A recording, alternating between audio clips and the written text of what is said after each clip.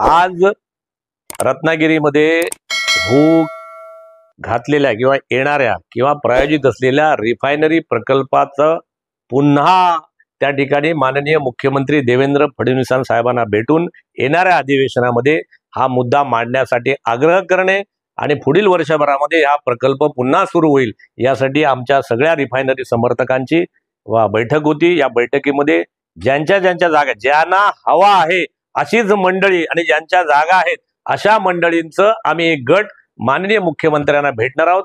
नारायण राणे साहेबांच्या मदतीने, माननीय रवींद्र चव्हाणांच्या मदतीने, माननीय उदय सामंतांच्या मदतीने, आमच्या सगळ्या आमदारांच्या मदतीने आपण जाणार आहोत।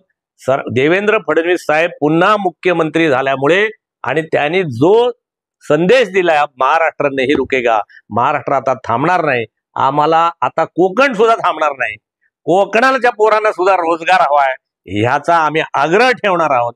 आणि केंद्रात सरकार आलं, खासदार आमचे निवडून आले, आमदार आले, आता आमची जबाबदारी आहे की आमच्या पोरांना, या कोकणातल्या कुटुंबातल्या पोरांना रोजगार देण्याची जबाबदारी आता सरकारची आहे। त्याच्यासाठी आम्ही फडणवीस साहेबांना भेटणार आहोत असा आम्ही निश्चय केला। 16 नंतर आम्ही सगळे नागपूरला जाऊ, प्रत्यक्ष भेट घेऊ आणि आग्रहाने सांगू की आमच्या कोकणाला आम्ही आमदार दिले, आम्ही खासदार दिले, आता माननीय मुख्यमंत्रीजी आता आम्हाला रोजगार द्या, याच्या मागणीसाठी आम्ही जाणार आहोत।